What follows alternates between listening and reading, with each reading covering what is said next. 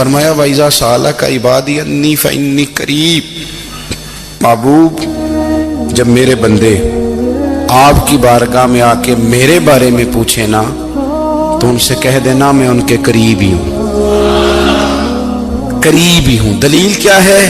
یہ جب بھی مجھ سے دعا مانگیں گے میں ان کی دعاؤں کو قبول فرماؤں گا، میں ان کے قریب ہوں، میں ان کے قریب ہوں۔ یہ جب بھی دعا مانگیں گے نا میں قبول کروں گا، میں ان کے قریب ہوں۔ اللہ تبارک و تعالیٰ کے بندے اللہ سے محبت کرتے، رب کی بارگاہ میں جھکتے، اس کو اپنے دکھ سناتے، اس کے پیارے محبوب صلی اللہ تعالیٰ علیہ وسلم کا وسیلہ لے کے اس کے حضور حاضر ہو جاتے، پیشانیاں سجدوں سے روشن ہوتی۔ ہم نہ ہر چیز کے لیے وقت نکالتے ہیں، ہر چیز کے لیے، لیکن عبادت کے لیے وقت نہیں نکالتے۔ ہر شے آباد ہے، ہر شے، ہماری فیس بک بھی آباد ہے، واٹس ایپ بھی آباد ہے، ہمارے ٹویٹر بھی آباد ہیں، ہماری ہر چیز آباد ہے۔ سب سے کم آباد ہمارا مصلی رہ گیا ہے، سب سے کم۔ وہ لوگ اب ڈھونڈنے سے ملتے ہیں جن کی بغل میں مصلی ہوتا تھا۔ میرے بھائی آپ کتنا کو دنیا کے پیچھے بھاگو گے تھکا دے گی، کتنا دولت کے پیچھے بھاگو گے تھکا دے گی۔ آپ جب اپنی زندگی میں جمع تفریق کرو گے نا تو مرتے وقت احساس ہوگا کہ سارا کچھ تو لوگوں کے لیے کیا، اپنے لیے تو کر ہی کچھ نہیں سکے۔ اور ہم عبادت کے معاملے میں بہانے بازی بھی کرتے ہیں، ہم کہتے ہیں اوہو رزق کمانا بھی تو عبادت ہی ہے نا، تو میں حلال روزی کے لیے جا رہا ہوں، یہ بھی تو عبادت ہے نا۔ میری طرح کے لوگ کہہ دیتے ہیں کہ میں سویرے اٹھ کے مدرسے میں کچھ اسباق دیکھتا ہوں تو یہ بھی تو عبادت ہے، میں بیان کرنے کے لیے مطالعہ کرتا ہوں تو یہ بھی تو عبادت ہے نا، اتنے لمبے سفر کر کے ملک میں دنیا میں گھومتا ہوں تو یہ بھی تو میں عبادت ہی کر رہا ہوں۔ اب اسپیشل نفلوں کے لیے وقت کس طرح نکلے، اسپیشل کر کے تسبیح میں کیسے چلاؤں، میں سارا کچھ ہم بہانے بنا لیتے ہیں نا۔ میرا سوال یہ ہے کہ یہ ساری باتیں صحابہ کو، نبی کریم کو، دیگر لوگوں کو بھی تو پتہ تھی نا، لیکن آپ غور تو کریں 23 سال حضور کو وقت ملا، مختصر وقت ظاہراً تبلیغ کرنے کے لیے، پوری دنیا میں دین بھی پھیلانا ہے۔ گھر میں 11 ازواج ہیں، 4 بیٹیاں ہیں، ان کی اولادیں، سارے کام کاج بھی دیکھنے، لیکن سیدہ طیبہ طاہرہ حضرت عائشہ صدیقہ رضی اللہ تعالیٰ عنہ فرماتی ہیں سارا دن تبلیغ کرتے، ہر غلام کے دکھ سنتے، گھر میں آتے تو اپنے گھر والوں کا خیال کرتے، کام میں ہمارا ہاتھ بٹاتے۔ قربان جاؤں، کہتی ہیں زمانہ سارا سو جاتا لیکن آمنہ کے لال مصلی بچھا لیتے۔ دنیا سو گئی، ساری سب سو گئے، جو خدام تھے، وہ جو غلام تھے وہ سو گئے۔ صحیح مسلم میں لفظ ملیں گے، سیدہ پاک فرماتی ہیں او میرے نبی کے غلاموں، میں نے یہ رنگ بھی دیکھا ہے کہ حضور نے اتنا کھڑے رہے، اتنا قیام کیا، اتنا قیام کیا کہ مقدس پیروں میں ورم آ گئے، سوج گئے پیر۔ اتنے بڑے دل پہ ہاتھ رکھ کے نہیں بتا سکتا کہ میرے کبھی نماز میں پیر سوج گئے، کوئی نہیں بتا سکتا۔ بچوں کی روٹی کماتے تھک گئے بات الگ ہے، ہم سیر کرنے گئے تو تھک گئے بات الگ ہے، لیکن عبادت میں یہ بھی تو مسلم شریف ہے نا، یہ بھی تو دین ہے نا، یہ بھی تو حضور کی سنت ہے، یہ بھی تو وہ چیز ہے جو کریم کی آنکھوں کی ٹھنڈک ہے۔ سیدہ فرماتی ہیں پیروں میں ورم آ گئے، اور ساری رات ہی حضور نے نماز پڑھی اور ایک ہی آیت بار بار دہرائی۔ مسجد نبوی میں بلال حبشی نے فجر کی اذان دے دی اور حضور ابھی مصلی پہ تھے، کریم فارغ ہوئے۔ میں نے عرض کی یا رسول اللہ صلی اللہ علیہ وسلم، آپ کے تو صدقے اللہ اگلے پچھلوں کے گناہ معاف کرے گا، تو آپ اتنی آہوزاری کیوں فرماتے ہیں؟ آپ تو شفیع ہیں، آپ تو انبیاء کے امام ہیں۔ تو حضور نے فرمایا عائشہ تم نے گنوایا ہے نا میرے اللہ کی مجھ پر کتنی رحمت ہے، افلا اکون عبدا شکورا، فرمایا اگر اس نے اتنی نعمتیں دی ہیں تو کیا میں اس کا شکر گزار بندہ نہ بنوں، میں شکر گزار بندہ نہ بنوں اس کا؟ پھر اگر اتنی نعمتیں اس نے دی ہیں، مجھے اتنا نوازا ہے، تو پھر میں اس کے سامنے سجدے نہ کروں؟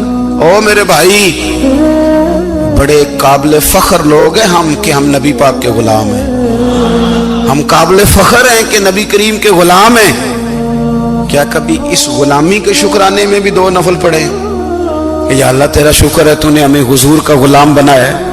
یاد رکھیں کہ اپنی روحانی زندگی کو آباد کریں، استغفار پڑھیں، تسبیحات کریں۔ حضرت عبداللہ ابن عمر رضی اللہ تعالیٰ عنہ حضرت عمر کے صاحبزادے، مکہ مکرمہ میں ان کی قبر ہے۔ میں نے جب انہیں پڑھا تو مجھے ان سے بڑا پیار ہو گیا،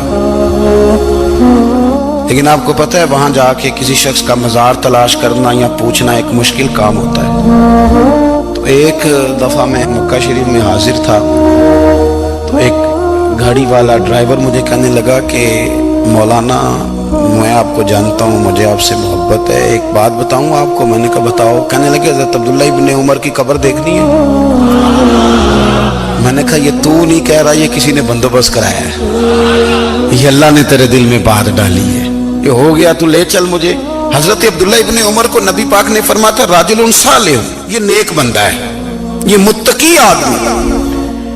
حضرت عبداللہ ابن عمر رضی اللہ تعالیٰ عنہ سیدنا فاروق اعظم رضی اللہ تعالیٰ عنہ کے صاحبزادے ہیں، اور ان کی ہمشیرہ سیدہ حفصہ رضی اللہ تعالیٰ عنہ حضور کی زوجہ محترمہ۔ ایک دن اپنی ہمشیرہ سے کہنے لگے کہ نبی کریم صلی اللہ تعالیٰ علیہ وسلم گھر میں آئے نا، اور اگر حضور غم امت میں پریشان نہ ہوں، طبیعت کو حشاش بشاش دیکھو، تو ذرا پوچھنا تو صحیح حضور کا میرے بارے میں کیا خیال ہے، پوچھنا تو صحیح کہ کریم کی بارگاہ میں میرا کیا مقام ہے، میرے بارے میں حضور کیا فرماتے ہیں۔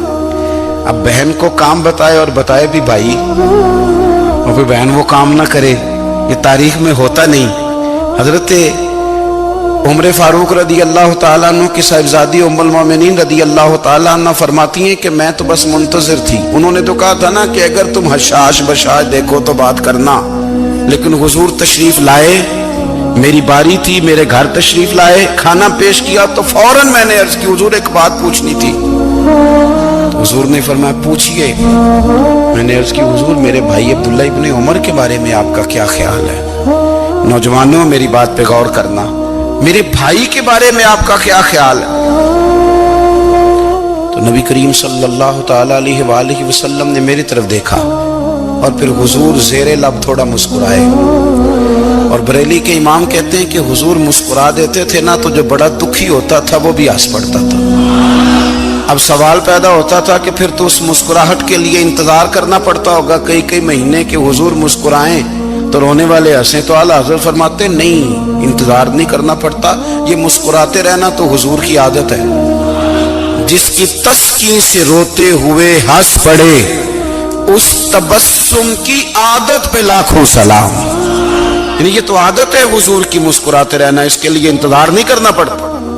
بھائیو آپ خیال رکھیں گے، غور کریں گے، حضرت عبداللہ ابن عمر رضی اللہ تعالیٰ عنہ کے بارے میں پوچھا تو سیدہ فرماتی ہیں کہ نبی کریم صلی اللہ تعالیٰ علیہ وسلم نے زیر لب مسکرائے اور فرمایا حفصہ تیرا بھائی ہے تو اچھا، لیکن میں نے سنا ہے کہ عشاء کی نماز پڑھتا ہے تو فجر تک سویا ہی رہتا ہے۔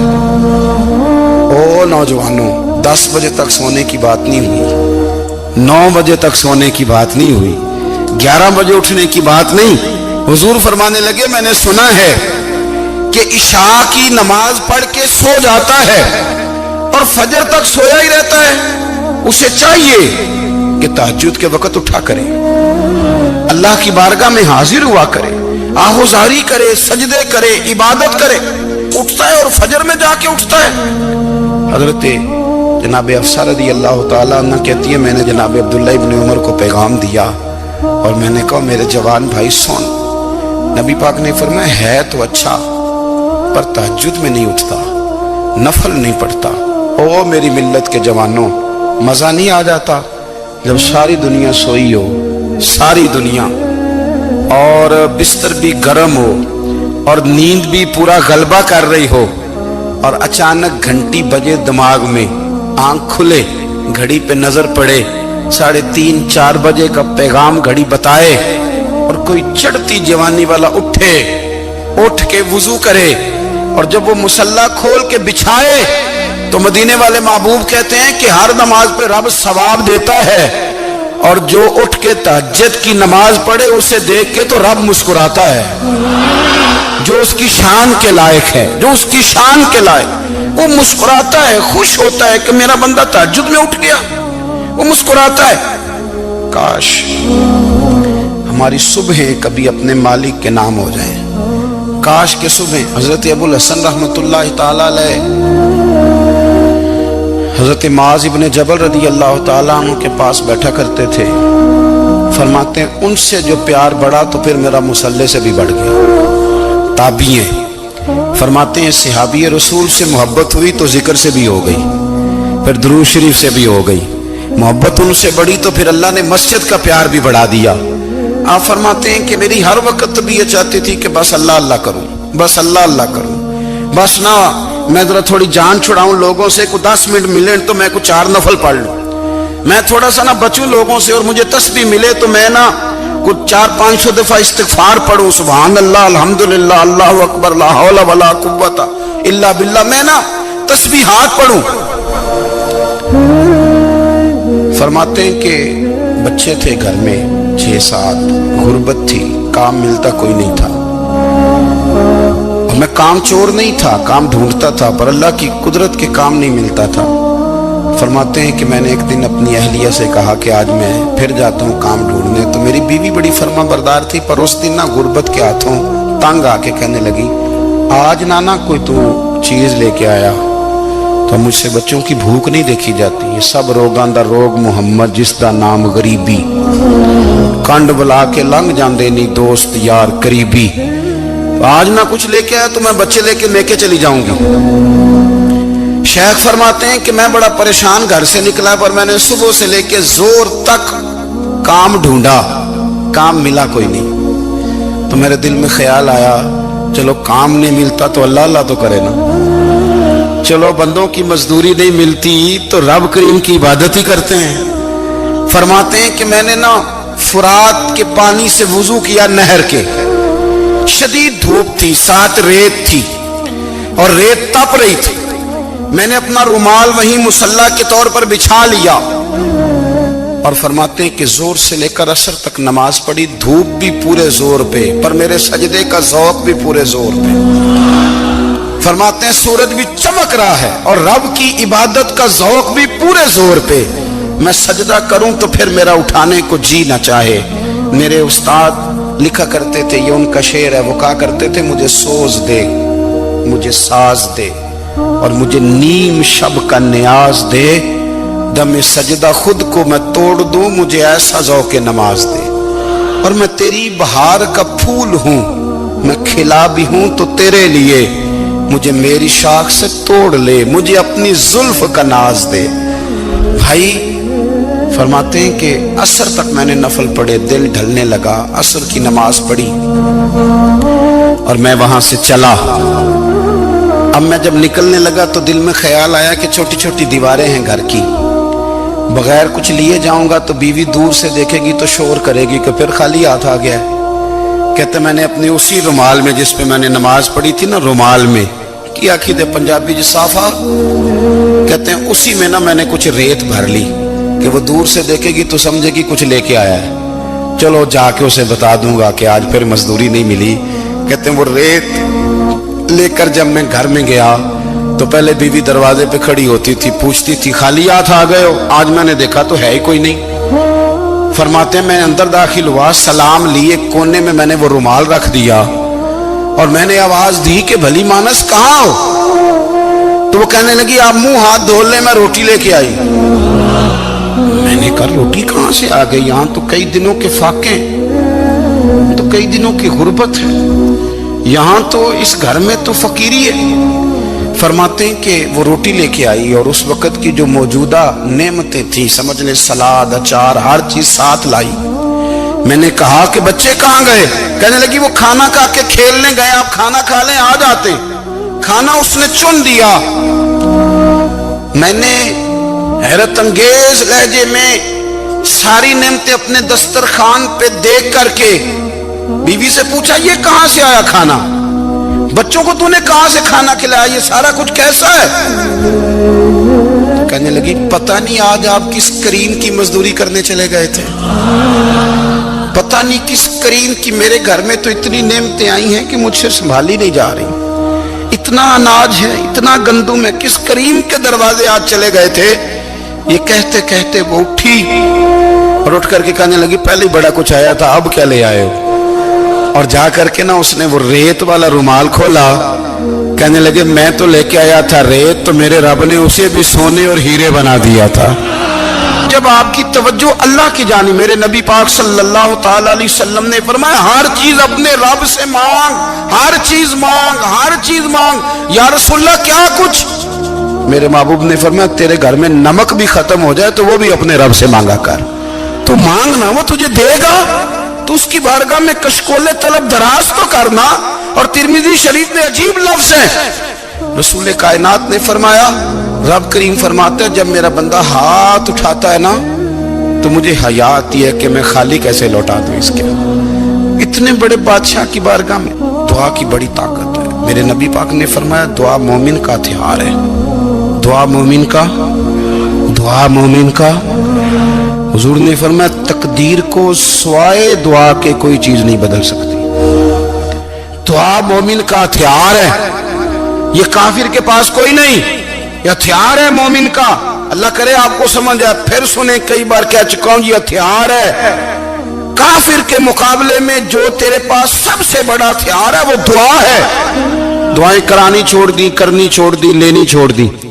حضرت سیدنا انس بن مالک رضی اللہ تعالیٰ عنہ فرمایا کرتے تھے میں نے وہ رنگ دیکھا ہے جب حضور دعا مانگتے تھے اور حضور کی مقدس آنکھوں میں آنسو بھی ساتھ ہی بہا کرتے تھے، میں نے وہ انداز دیکھا ہے۔ بھائی اپنا مصلی کا، عبادت کا، وظائف کا، اللہ اللہ کا سلسلہ اس کو مضبوط کریں، اپنی دعاؤں کے تعلق کو مضبوط کریں۔ دعائیں بڑے انقلاب برپا کر دیتی ہیں۔ ہم تھوڑے تھوڑے نا جب سے خشک ہوئے ہیں نا، خشک، اور میری تو جماعت ہی صوفیاء کی جماعت تھی، ہم تو داتا علی اجمیری کی جماعت سے، ہم تو خواجہ اجمیری کی جماعت سے، ہم تو شیخ احمد فاروق سرہندی کی جماعت سے، ہم تو صوفیاء کی جماعت۔ ہماری جماعت نے بھی وہ تعلق جو ہمارے بزرگوں نے بنایا تھا۔ بزرگ اللہ کے قریب کیسے جاتا ہے؟ تو ہمارے یہاں نا بہت سارے لوگ کہتے ہیں جی نظر ہو گئی تو کام ہو گیا۔ بھائی جو بخاری مسلم میں طریقہ ہے نا اللہ کا قرب پانے کا وہ تو نفل ہے۔ نبی کریم علیہ السلام نے فرمایا بندہ نفلوں کے ذریعے رب کے قریب جاتا ہے، اور اتنا قریب جاتا ہے کہ پھر اللہ اس کی زبان بن جاتا ہے، اللہ اس کی آنکھیں بن جاتا ہے، کان بن جاتا ہے، ہاتھ اور پیر بن جاتا ہے۔ تو یہ تو عبادت ہے، یہ تو اللہ کی بارگاہ کی حاضری ہے جو آپ کو اللہ کے قریب کرے گی۔ حضرت مرزا مظہر جانا فرماتے ہیں کہ بارش ہوئی تھی تازی تازی، دلی میں تازی تازی بارش ہوئی تھی، ایک بابا لکڑی کے جوتے پہنے کھڑا ہوں، اللہ اللہ اللہ اسی کسے دے کچھ بھی نہیں لگ دے، نہ کوئی ساڈا دردی۔ بابا مست ہو کے جا رہا، اللہ اللہ کرتا جا رہا۔ ایک طوائف اپنے کوٹھے سے اتر کے تو سیڑھیوں پہ بیٹھی تھی، ساتھ اس کا یار بھی بیٹھا تھا۔ بابا اپنی مستی میں جا رہا ہے تو بابا جی کے پیروں سے کچھ مٹی اڑی تو اس عورت کے کپڑوں پہ پڑ گئی، پرواہ نہیں، بزرگ گزر رہے، وہ یار اس کا دوڑا ہوا آیا، اس نے آ کر تھپڑ مارا، کا خیال نہیں سارے اس کے کپڑے آلودہ کر دیے، تو کدھر، تیرا دماغ نہیں ٹھیک؟ بابا نے نظر اٹھائی، کہا بیٹے میں نے دیکھا نہیں، چل اللہ تیرا بھلا کرے، تو نے بدلہ لے لیا۔ بابا جی چپ کر کے وَإِذَا خَاطَبَهُمُ الْجَاهِلُونَ قَالُوا السَّلَامَ، چپ کر کے گزر گئے۔ ٹھنڈ کا موسم تھا، بارش تازہ ہوئی تھی، حلوائی دودھ کاڑ رہا تھا، اس نے بٹھایا بابا جی کو پھٹے پہ، پیالہ پکڑا، دوڑ کے آگے بڑھا، بزرگ آ گئے، آئیے بیٹھیے، دودھ کا گرم گرم پیالہ شکر ڈال کے دیا، بابا جی نے دودھ پیا، پھر نظر جھکی، پھر رنگ بدلا، کہنے لگے مالک تو کتنا بے نیاز ہے، کہیں تھپڑ مرواتا ہے، کہیں دودھ پلاتا ہے، تیری بے نیازی ہے نا، ادھر تھپڑ مروایا، یہاں دودھ پلایا، تو ہی جانتا ہے تیرے رنگ کیا ہے۔ ابھی بابا وہیں بیٹھا تھا، دوڑے آئے پیچھے سے لوگ، شور ہوا، بابے کو دبوچ کے وہاں لے گئے جہاں اس نوجوان نے تھپڑ مارا تھا، کہا تو اللہ کا بندہ ہے، اللہ کے بندے بد دعا تو نہیں دیتے؟ ہوا کیا؟ کہا تو نے بد دعا دی ہے؟ کہا نہیں دی، بات بتاؤ۔ کہنے لگے اس نے تجھے تھپڑ مارا، چھت پہ چڑھا ہے، پیر پھسلا ہے، گردن کے بل گرا، من کا ٹوٹ گیا، مر گیا ہے، تو نے بد دعا دی ہے۔ بابا جی کہنے لگے یار میں نے تو दूसरा लफ्ज भी नहीं कहा, भला हो कह के गुजरा हूं, मैंने नहीं बद्दुआ दी।